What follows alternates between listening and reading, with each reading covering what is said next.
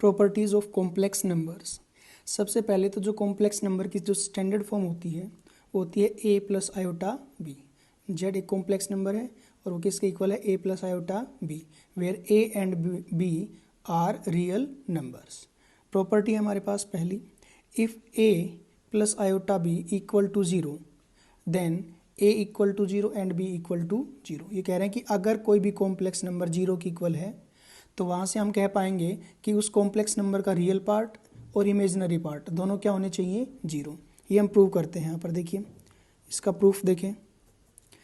We have a plus iota b is equal to zero, which implies iota b को right side में लेके जाएंगे तो ये हो जाएगा a is equal to minus iota b. Squaring both sides we get, यहाँ पर स्क्वेयरिंग करें तो a square which is equal to minus iota b और इसका whole square, which implies a square is equal to, minus का square करोगे तो plus, iota का जो स्क्वेयर होता है माइनस वन और यहाँ पर b square, which implies a square is equal to minus b square, which implies minus b square को लेफ्ट साइड में लेके आएंगे, a square plus b square is equal to zero. ठीक है, अब यहाँ पर देखिए ए कोई भी रियल नंबर है, ठीक है, और उसका स्क्वेयर कर रहे हैं हम, तो ये हमेशा एक पॉजिटिव क्वांटिटी रहेगी, नॉन नेगेटिव क्वांटिटी रहेगी। और ऐसे ही अगर बी है कोई भी रियल नंबर, उसका स्क्वायर करोगे तो ये भी हमेशा एक नॉन नेगेटिव क्वांटिटी रहेगी। अब किन्हीं भी दो नंबर्स का स्क्वायर करके उनका सम जीरो इक्वल रख रहे हैं, इसका मतलब क्या है, which implies A square zero के इक्वल होना चाहिए एंड बी स्क्वायर भी किसके इक्वल होना चाहिए, जीरो के, विच इम्प्लाइज यहाँ से हम देखेंगे ए की वैल्यू कितनी आएगी, जीरो, और बी की वैल्यू भी कितनी आएगी, zero. So that is real part of this Z. अगर हम इसको जेड कह रहे थे, ठीक है, so real part of Z क्या रहेगा आपका, जीरो, और यहाँ से हम कहें इमेजिनरी पार्ट ऑफ जेड वो भी क्या रहेगा, जीरो। क्लियर है। अगर कोई भी कॉम्प्लेक्स नंबर जेड जीरो के इक्वल है तो उसका रियल पार्ट और इमेजिनरी पार्ट दोनों क्या होने चाहिए, equal to zero. Next property है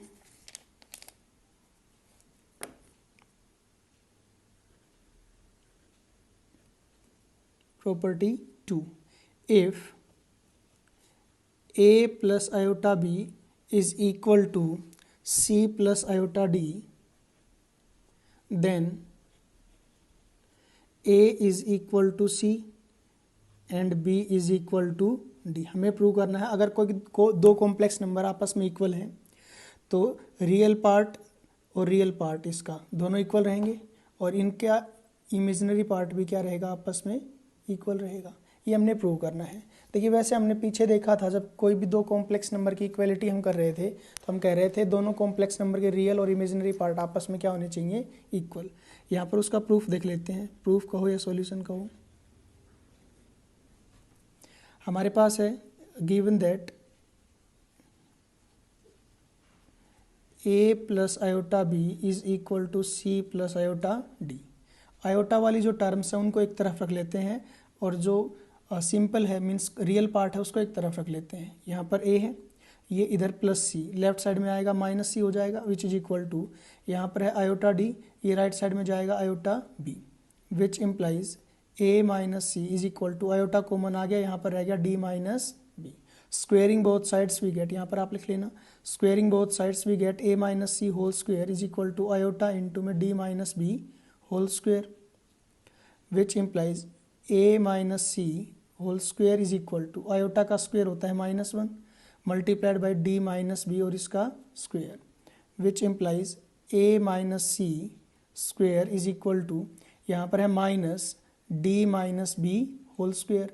अब ये क्वांटिटी जो है वो लेफ्ट साइड में आएगी तो बन जाएगा हमारे पास a minus c whole square plus d minus b whole square which is equal to zero.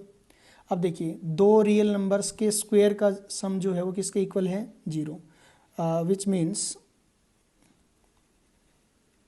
ये दोनों जो नंबर्स हैं इंडिविजुअली क्या होने चाहिए, equal to zero, that is a minus c equal to zero and d minus b equal to zero.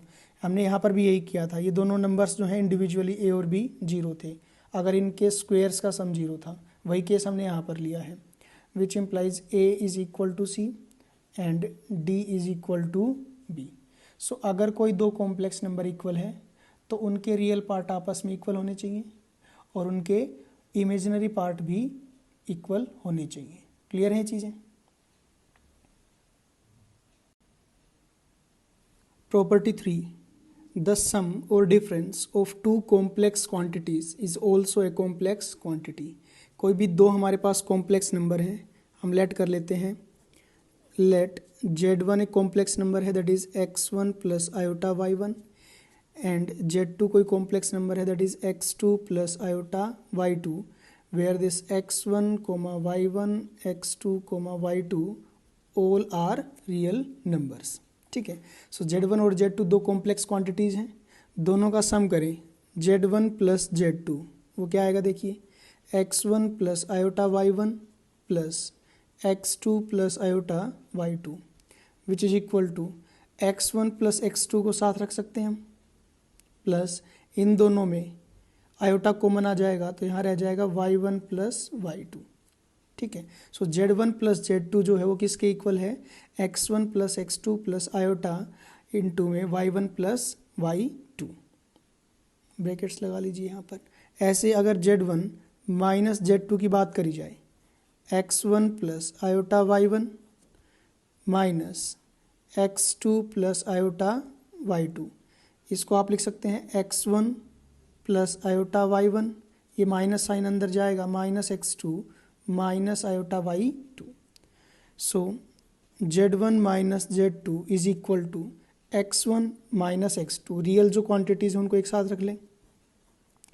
ठीक है, इसमें और इसमें आयोटा कॉमन आएगा, प्लस आयोटा कॉमन लिया तो यहाँ तो रह जाएगा y1 और यहाँ रह जाएगा minus y2।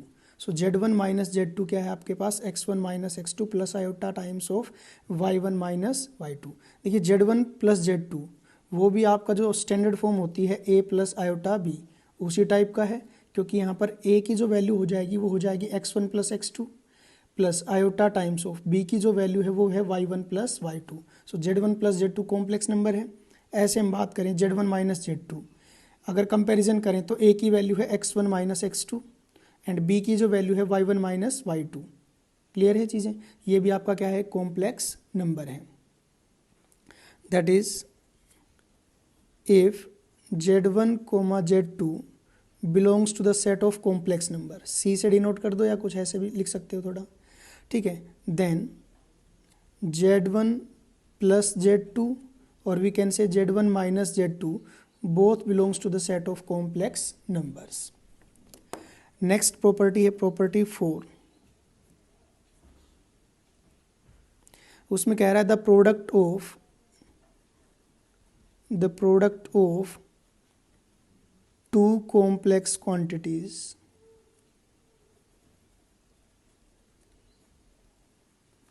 is also a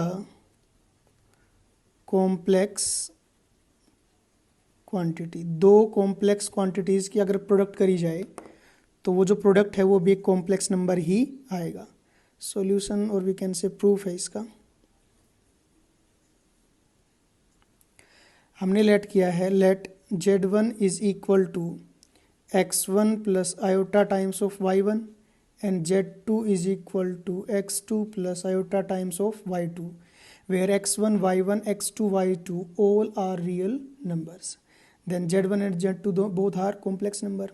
हमने इनकी प्रोडक्ट करी, z1 multiplied by z2 that is x1 plus iota times of y1 into x2 plus iota times of y2 which is equal to x1 की multiplication इन दोनों के साथ करेंगे, एक बार x1 into x2 आएगा, ठीक है, फिर plus iota times of x1 into में y2, इसकी मल्टीप्लिकेशन इसके साथ, प्लस इसकी मल्टीप्लिकेशन इसके साथ करोगे आयोटा y1 इंटू x2, इसकी मल्टीप्लिकेशन इसके साथ करोगे iota into iota that is iota square y1 into y2, which implies this z1 multiplied by z2 is equal to x1 into में x2। देखिए यहाँ पर आयोटा जो स्क्वेयर है वो होता है आपका -1, सो यहाँ पर जो क्वांटिटी है वो y1 इंटू में y2, उसके आगे माइनस का सिंबल आएगा, और क्योंकि ये रियल क्वांटिटी है इसको मैंने पहले लिख लिया y1 into y2, iota square -1 होता है। इन दोनों में आयोटा कॉमन ले सकते हैं, आयोटा कॉमन ले लिया, यहाँ रह जाएगा x1 इंटू y2 प्लस यहाँ हो जाएगा y1 इंटू में x2। सो ब्रैकेट्स लगा ले यहाँ पर। इसको आप देख पा रहे हो ये a प्लस आयोटा b की ही फॉर्म में है, जहाँ पर a की वैल्यू है x1 into x2 minus y1 into y2, और जो b की वैल्यू है वो है x1 y2 plus y1 x2।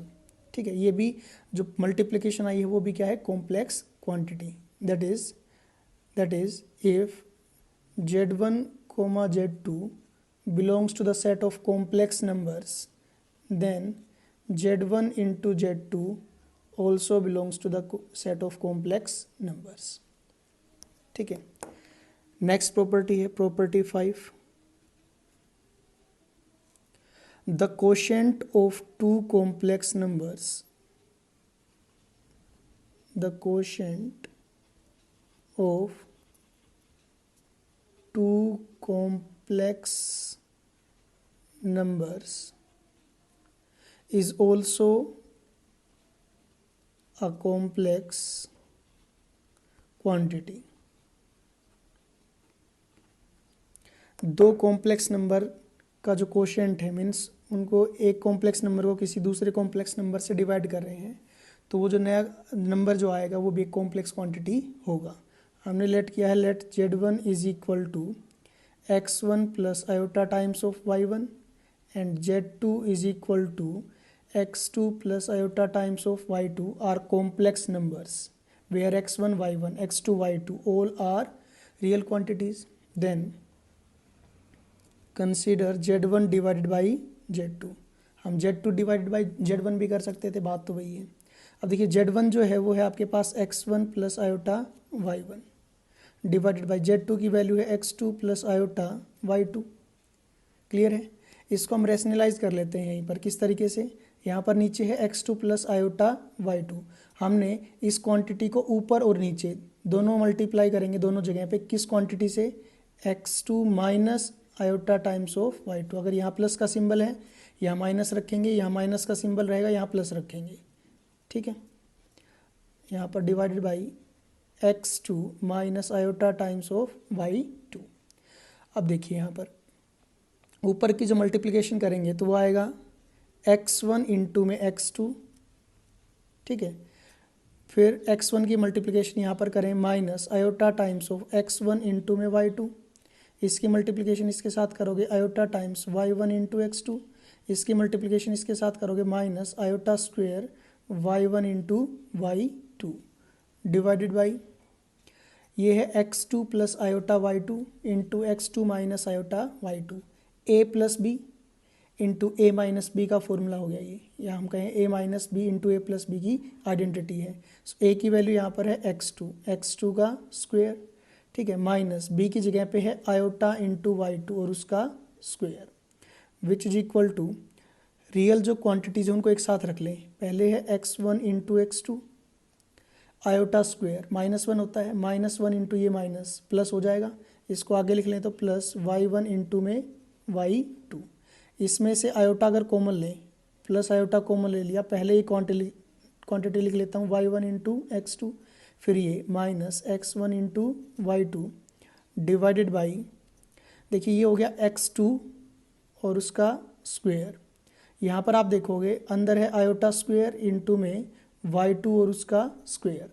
Iota का स्क्वेयर क्या होता है, -1, और पहले से एक माइनस है यहाँ पर। सो ये आयोटा का जो स्क्वेयर है -1 और इंटू में y2 स्क्वेयर, ये माइनस इसके साथ मल्टीप्लाई होकर प्लस कर देगा इसको, प्लस y2 स्क्वेयर।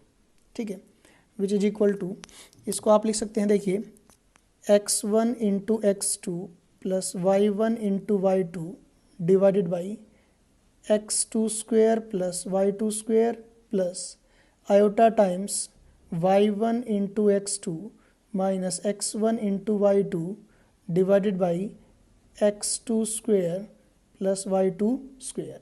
आप देखोगे ये जो है a प्लस आयोटा b वाली जो स्टैंडर्ड फॉर्म है उसी में है, जहाँ पर ये a की वैल्यू हो जाएगी ये रियल पार्ट हो गया, और b की वैल्यू है ये इमेजिनरी पार्ट हो गया। सो प्रोडक्ट जो है वो भी आपकी कॉम्प्लेक्स नंबर थी, और डिवीजन दैट इज कोशेंट जो है वो भी क्या है आपका कॉम्प्लेक्स नंबर।